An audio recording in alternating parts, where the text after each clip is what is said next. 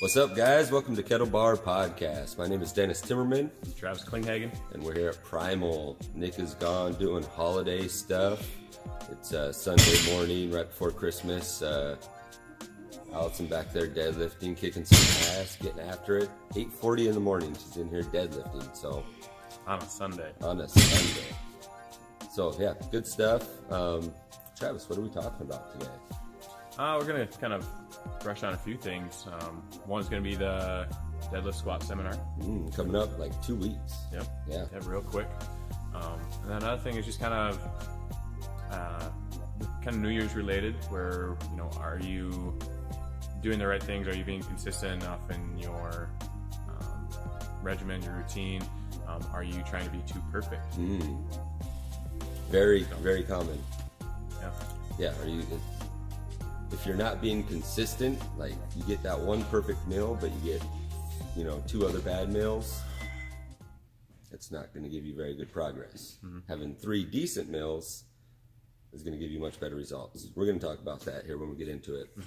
We should probably talk about that squat deadlift seminar first, because that's kind of pressing news here. Right. A lot of people are interested on Facebook, so if you guys are interested, definitely make sure you remember, pencil that shit into your schedule so that you come in here and learn some stuff. This guy knows what's up. Yeah, we all do. I think it's going to be a good turnout, and yeah. We're all going to be able to help each other kind of. Nick's going to be here. Is Tanner going to be here? Possibly.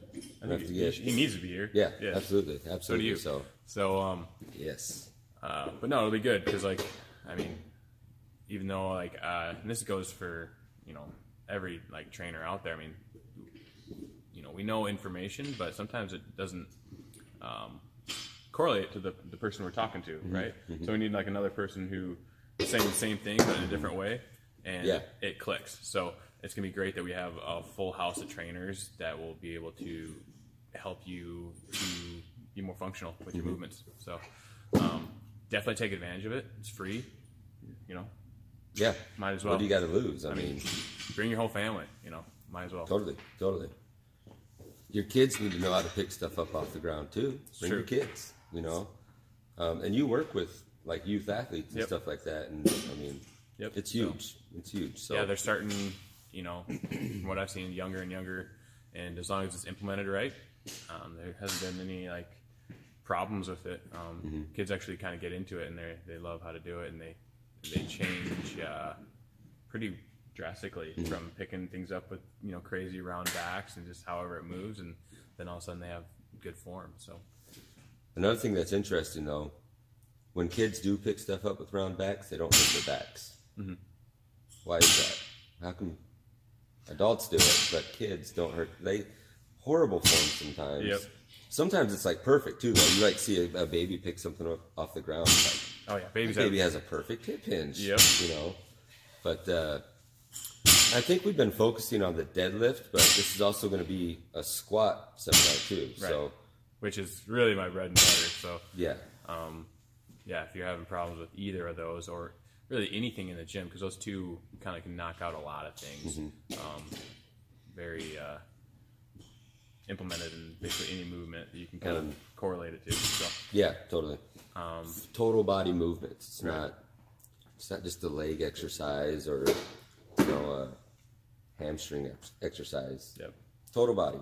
So all the way down to the pinkies. That's right.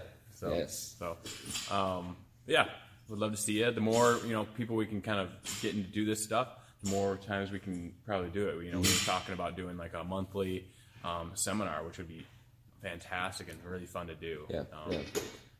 But, you know, we got to see your faces and help you out. So yeah, bring all them smiling faces up in here. January 5th at 10 a.m. So we can talk about this, but you said the word a couple times that kind of clicked something in my head that I wanted to touch on with you too. Implementation. And more importantly, speed of implementation. We talked about feet on our last episode last week. That was 1 week ago. Every day that I've seen Travis in the gym, he's been in here barefoot, pushing the sled or doing something to work on his feet. So the reason why I bring this up is because Travis like knows how to train, right? Like he sees a flaw in the system, and he knows that the faster that he could fix that flaw, the more payoff it's going to have. So he's not dragging his feet through the mud, waiting to, I'll work on that, next week. Or like literally the next day, probably even that day that we talked about it, I bet you he was in here working barefoot stuff to try to bridge that gap. And so I think like any successful person will tell you that that's one of the key factors in being successful is you don't wait around until next week or whatever to start something that is going to make you better. Right. You start now. Speed of implementation is huge. Yep. So, do it now. If you're thinking about doing something, do it now. And like kind of going along with that is it doesn't need to be big. So I knew like, again, my feet were pretty weak and I couldn't do like a full on workout with no shoes, do some jumps, do all that kind of stuff. Like my feet just couldn't handle it. I already knew that. But being able to just like I did some laps, just walking laps with no shoes on the first day, and it was the day that we kind of addressed it. That's all I did, just a couple laps, test it out, and then the next days I was doing a few laps with the prowler and stuff like that, but nothing heavy, but just something small just to work my way in. But I think a lot of people try to bite off a little bit too much. When they make that first move, they try to bite off too much. So act quick, but you don't need to take on the full load right away. That's a good point too. I think that leads right up into the New Year's talk too. So damn, that was a good segue. Yeah, well done, sir. So same thing if you're just getting started working out in general, not just fixing one little thing. Say you want to completely transform your life. Should you just jump in both feet first and think everything's going to be perfect? It's going to be hard. Attainable? It's going to be hard. I think there's like 3% of the population that's actually capable of doing that. Just committing to something and doing it and sticking with it. Yep. And I think that comes down to like goal setting too. And what they always tell you to make an achievable goal, and then you can keep making goals after that. Build a lot of small wins rather than one big win, and you're a failure if you don't hit that huge goal. Yeah. So when I talk to people, like I always talk about it in like bites because we all like eating food, right? You can't eat the whole sandwich in one bite. It's just not going to happen. So you got to take one bite at a time, and I find that with that, it's easier to build the routines and get consistent with what we're doing. And again, that might be just starting you off on, cutting out the pop, cutting out a couple pops. Maybe you drink 6 pops a day. Well, cut down to 3, having that, just doing that. That is, if you can do that goal and achieve it day in, day out, then I think you are being perfect for what you're trying to achieve at that time. Yeah, I like that. It's not your end goal, but for the time what you're trying to achieve that day, you're being perfect for what you wanted to do. You hit that small goal. You achieve that small goal, you got to win. And so, like also with like the New Year's coming around, I think what people get in their head is, they take a look at themselves, say, the whole year that they've been like, maybe not liking what they see in the mirror and like kind of discuss it on how they're doing, and they want to work out, but they're kind of been pushing it off.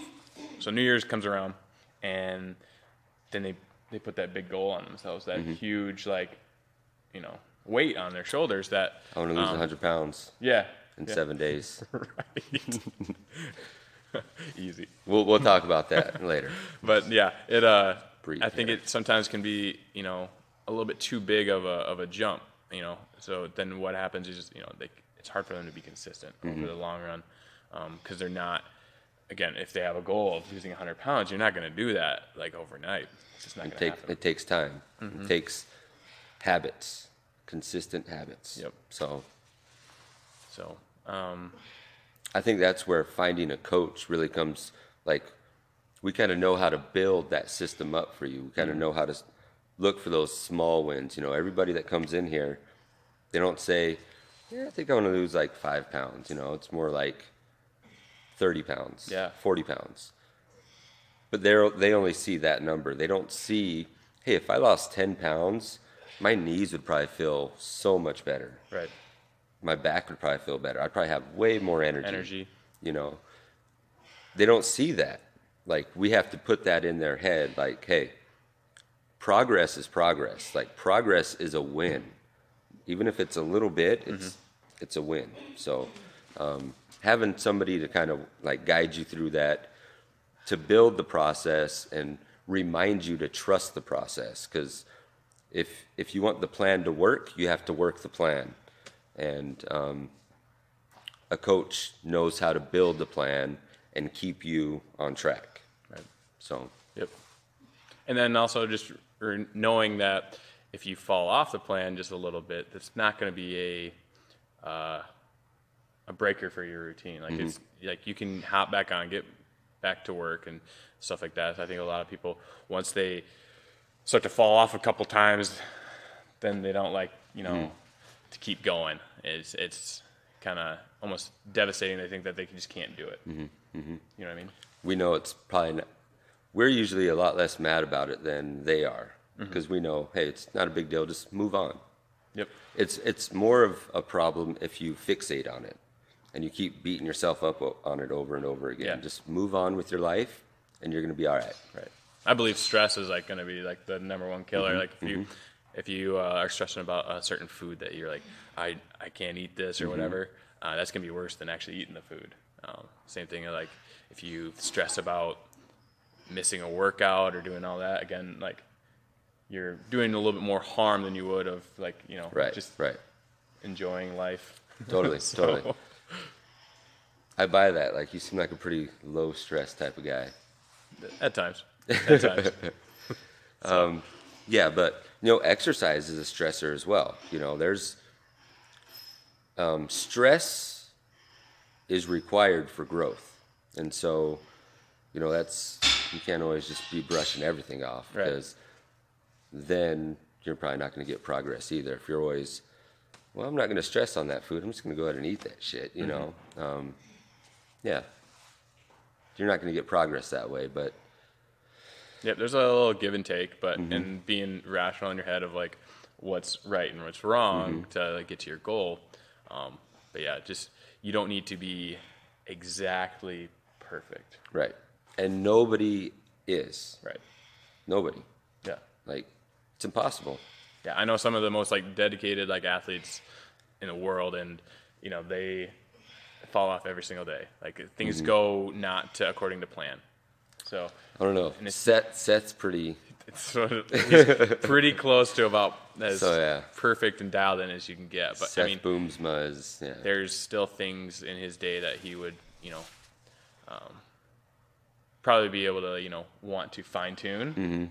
But he understands that that's just life, and that's just how things are going to go. Just move on, so, and but keep getting better. Get the big things like taken care of, and then the small things are you just don't need to sweat them as much. Yeah, I kind of used the analogy yesterday, doing a podcast with my wife, that like people are so fixated on every single sentence in the story that they don't see the whole book for what it is. Like, it's just one little sentence in a whole book. You know, it's just a small part of a chapter that's a small part of the whole book. So details do matter, but the big things are much more important. Yep. Much more important. The 80-20 rule. 80% or 20% of what you do is 80% of the results. Yep. So that's true. So I kind of wanted to talk about what else do you need like for like New Year's? Like, so this kind of ties in just a little bit. I think people are kind of focused on maybe not the right things when they're getting started. So we kind of talked about how having a plan, having goals, maybe sitting down with a coach, getting that all ironed out so that you have a structure. You know, that's important. So we know that's good. But what else? Like what are things that are not needed necessarily, and some things that we should probably implement at the beginning of somebody's fitness journey. I know they definitely got some pretty sick threads coming up this new year. So I'm gonna be having my eye on all them new kicks and all that. The coolest pants. I'm sure there's some kind of new shirt technology that keeps you cooler and drier for longer. Right. So that definitely is gonna give you the results that you want, right? Totally. It's all in the clothing. So Streamline. I would say, don't worry as much of what's in your gym bag as what is in like probably your fridge, Your lunchbox. honestly. So yeah, I would say I think people again worry more about like how they're gonna look in the gym than what they're actually doing in the gym or outside the gym. They see starting working out as an excuse to go get a whole bunch of new gear. Like people fixate on the gear. You know what I mean? Which gear's cool. Like everybody loves everybody loves toys. Yeah. But at the end of the day, we gotta get to work and have a plan and execute. And it doesn't matter what you're wearing, whether you got the brand new shoes. I mean, in my case, you don't even need shoes, like from what I'm learning. So, yeah, I would say I think a minimalist approach is better than like a crazy. Like you don't need all kinds of fitness trackers. You don't need right. The fanciest clothes. It's not going to make a difference. It's not going to make you work out harder. Now, comfortable clothing, that's important. Like if your clothes are always getting in the way when you're doing a squat or something like that, then yes, absolutely, you need some new gear. But if you can move well in your clothes, generally less is better as far as like adding more gear. I'm not talking about clothes, but like shoes, like is a huge like pain point for me. Like wearing the wrong shoes is going to mess you up. And like a lot of people think too that you need like all these different. I have like quite a few pair of shoes that are meant for different like movements that I'll do. So I got like a pair that I'll do for my Olympic lifts. I got a pair if I was going to do any sort of jumps. I got kind of an all-around pair that I would use for pretty much anything if I just wanted to wear those. But I think if you could, simplify it down to one when you're starting, that's good because because you need to learn the movements before you get into like the shoes. The shoes are not like helping me that much where I needed to. Well, and I think it's important to note like you're at the level where a 2% difference, like you're looking for that. You've hit that point. People that are just starting out, they're not there yet. Like they're not at an elite level. Like you're a pretty elite lifter, you know. So that's where that gear comes into place. When you're trying to squeeze out that extra just few percentages to get you've already mastered the movements. You've already, it's not the gear that's helping you. It's just enhancing things just that little tiny bit because you've already mastered everything else. Right. So I think what I would do is, save that money, put it into maybe whether, a fund or just just save it. And then you can utilize that, whether you want it for coaching or you want it for something down the road. But you don't, to start off, you need. Part of that got cut off. Okay. So yeah, we should talk about that magazine cover you saw. So I'm gonna make that a video and just splice it in right here.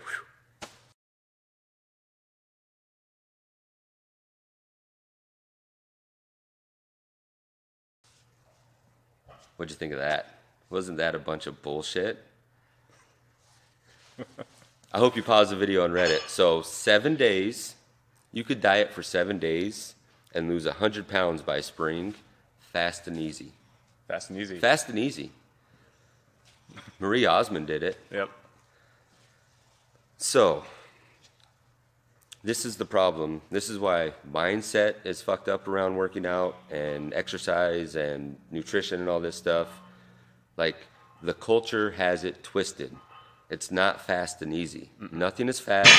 It can be easy. It could be as easy as or as hard as you make it. I was just thinking, I was like, It can be fast and it can be easy, but it can't be fast and easy. Yes, yes, that's a good point. Yeah, it can be like, hey, you want to lose 100 pounds? I bet you I chop both your legs off and you lose 100 pounds. Yeah. Fast ain't gonna be very easy. Yeah. So, like that's such a huge blanket statement too, and I think that's a big like thing that has to be addressed. There is no blanket statement thing. Like you have to be very clear on the things that you have to do to lose 100 pounds.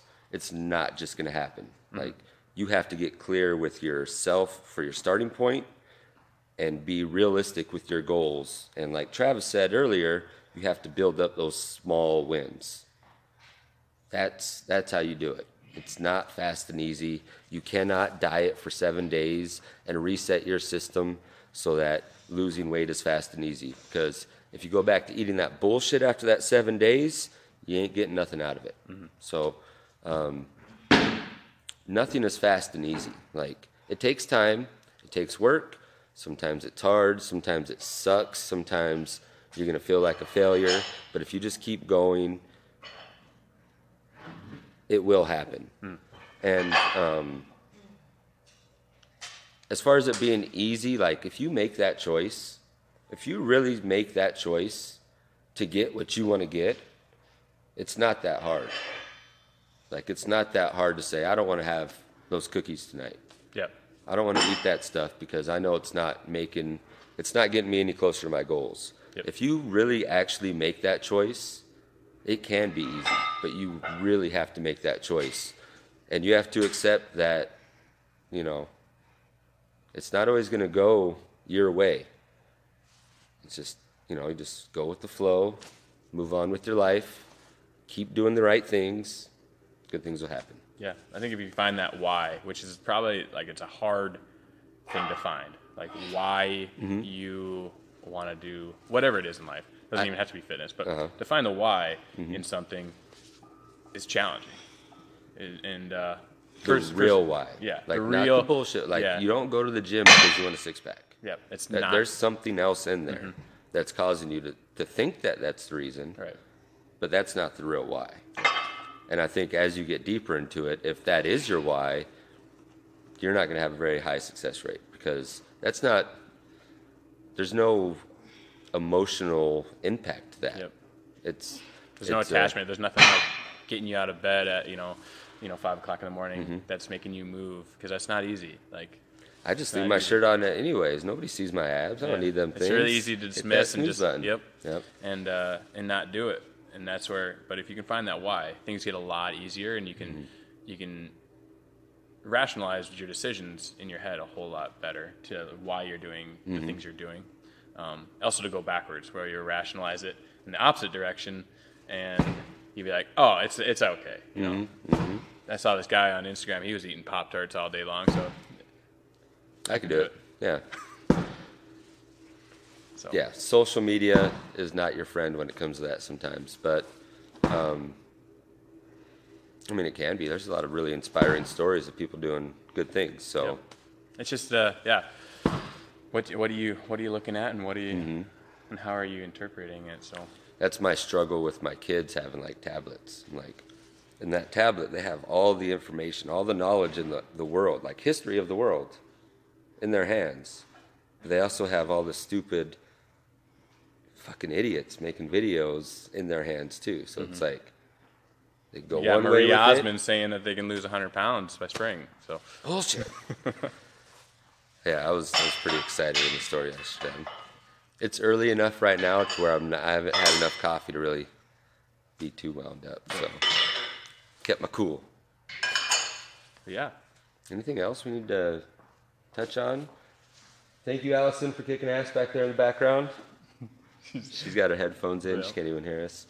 But from Primal, we wish everybody happy holidays. And yeah. If you guys are watching this around Christmas, it's probably going to be after Christmas when they see this. But I'm going to release it today, Sunday, the 23rd. So, yeah, absolutely. Hope you guys have a great Christmas. Hope to see you guys on the 12 Days of Christmas workout. It's tomorrow, so.